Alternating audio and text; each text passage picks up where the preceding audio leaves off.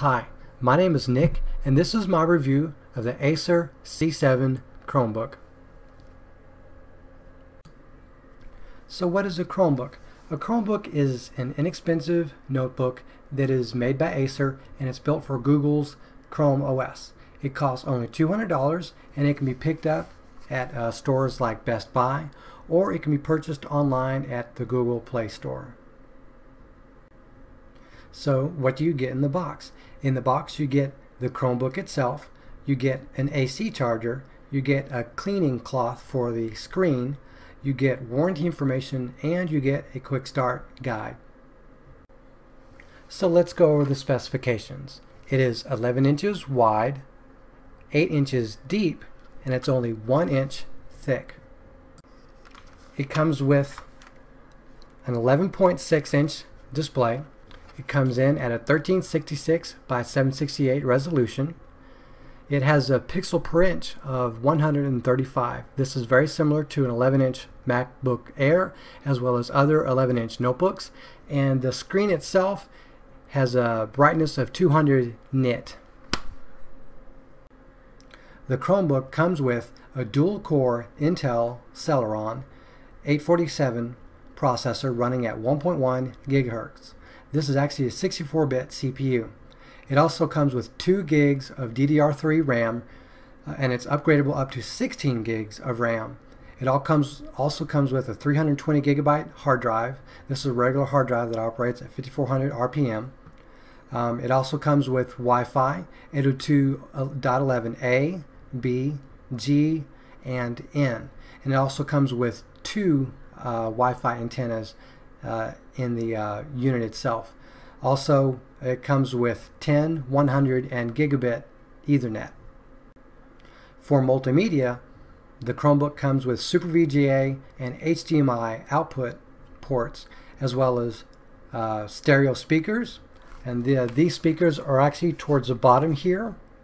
And it also comes with a combination headphone and microphone jack here that allows you to use some of the cell phone based earbuds that come with microphones. It's basically an all-in-one unit, but without that you can also use your standard headphones from that port.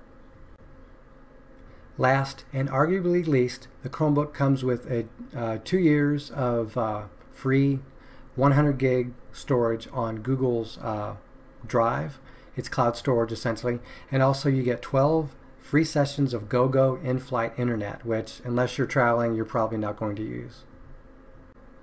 Now let's talk about features. The Chromebook comes with Chrome OS, which is an operating system made by Google. It's basically a web-centric OS, and unique thing about it is essentially a web browser OS. So it basically has a very tiny memory and a storage footprint. It also takes very little time to load up, and it also, interestingly enough, updates automatically every 6 weeks, and that ends up leading to one of the other interesting features about this netbook is that it basically boots up in only 18 seconds. So if you're going to reboot your computer after it automatically updates, you're looking at 20 seconds of downtime basically before it comes back up. You enter your password and it logs you back in. So that's pretty quick. But considering it's just a netbook, the fact that it can wake up and so quickly I find interesting. Like that was asleep, whoop, now it's awake and I'm at the desktop. That's just an example of how quickly this operates despite being really a $200 netbook. So another interesting thing to note is it has a local folder on the hard drive where all the files are stored, and by default when you download files are also downloaded to there. And you can also plug in a USB drive, and those typically take just a few seconds to operate. But when you plug in the USB drive, an additional folder essentially comes up, and you can copy stuff from there onto the system itself or into another folder, which is the G drive, which becomes accessible when you're online and connected to the internet. So another interesting feature is, let's say you load this up with a bunch of MP4 videos, those will play just fine. In fact, I've played a number of 1080p MP4s that are actually a high bit rate, and they play just fine. This is, no mistake, a netbook. and its low $200 price is due to the lack of Windows installed.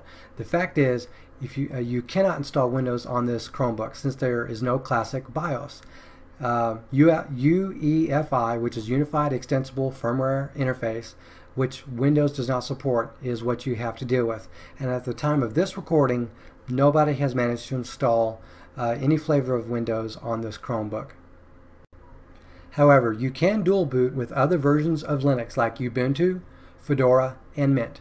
And if you go into developer mode, you can also access the Linux-based command line for additional functionality by installing something called Crouton.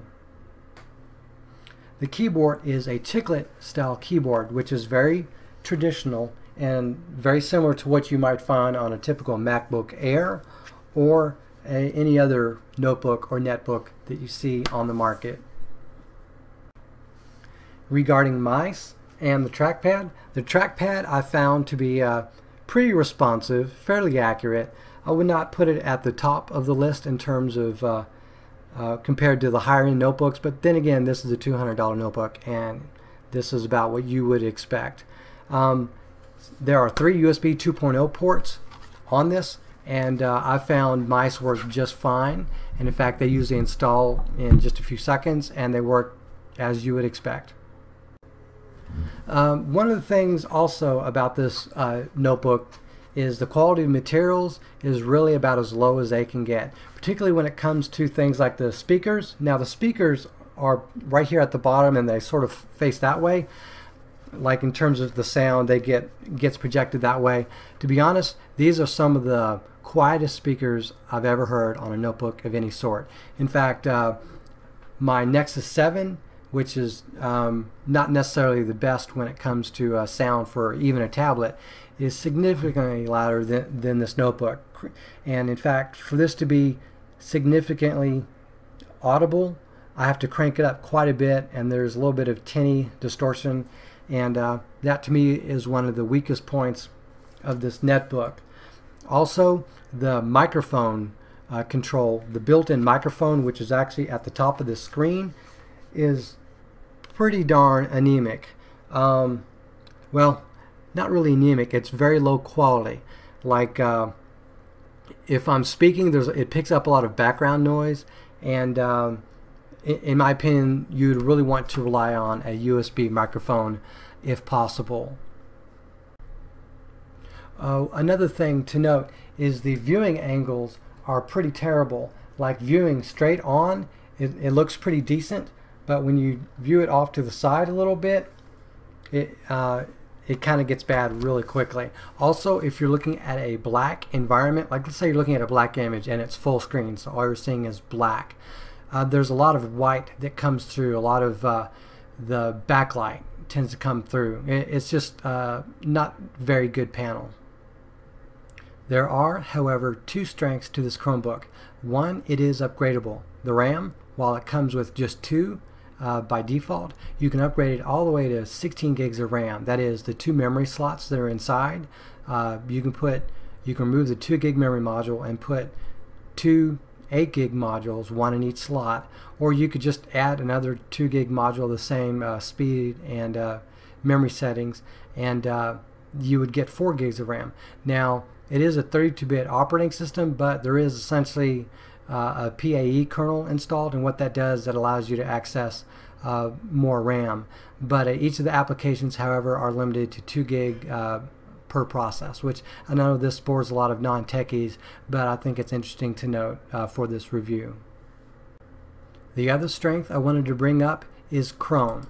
This is quite frankly the best browser on the planet. However, in this unique iteration of Chrome that comes on the Chromebook, since you're not running Windows, you don't get 2 features. One, you don't get Java. You do get JavaScript, but you don't get Java. And there are a number of web-based applications that use Java. And number 2, Silverlight. While that is Microsoft's unique extension, you don't have that functionality on Chrome OS or in this version of Chrome. So those are 2 things you have to deal with. However, this is a very high-performing operating system, and there is Flash support. And in all the benchmarks that I've run, this Chromebook has acquitted itself well compared to like my home PC, which is, for example, first generation i5, and it comes with like an NVIDIA 1 gig video card. So overall, the web browsing experience is going to be fairly complete on this, but you're not going to get some application support such as like GoToMeeting or some of the other tools out there. So why get a Chromebook? Well, it's cheap. It's, you know, that ability to pick one up for a couple $100 or $250 for the Samsung version. That's one reason to get it. It's very secure. It's you know, because it's based on Linux and it's essentially just a browser, the number of hacks, weaknesses, and security risks and flaws are relatively minimal. So that's one of the things that's good about it. It's also simple. In other words, you just fire it up and just start browsing away, and it's integrated with all your Google services, and it's got a bunch of relatively simplistic apps, and you can do all the browsing, video watching, music playing that you want on it. There are some downsides such as the quality of the hardware, but you can kind of get around that. For example, the weak speakers, you can plug in external speakers and they sound fine. For example, the onboard sound processing unit, whatever it is actually pretty good. You just don't get to hear it on the default speakers, at least not that well. It's serviceable, but not great. Same thing with the microphone. It's barely serviceable, but you can plug in like a USB mic or use one of the cellular headset mic combination devices to plug into there and use that microphone, for example. So there are ways of getting around it. Plus, using the video out, you can output via the VGA port or the HDMI port. So there's a lot of decent things about it. In my opinion, I'll give this a C or maybe a 7 out of 10 if I were to have that kind of review system. I don't really, but anyways, that's basically it. I think it's a decent, inexpensive $200 netbook that you can give to a relative, maybe one that's not so technically inclined, and they can use it for web browsing. I do know that a number of schools have signed up to order in bulk a lot of these, so there are some schools that use Chromebooks. But I wouldn't say this is a PC replacement, but if you already have a desktop PC and you need maybe a mobile method of browsing, like a mobile personal computer, that's essentially what these notebooks are. You know, maybe you don't have a tablet, or the tablet you have is somewhat old, or your smartphone isn't terribly advanced, whatever. You know, this is yet another option for mobile computing. So that's basically it. Personally, I like the Chromebook, and I use it from time to time, that's basically it. Thank you, and have a great day.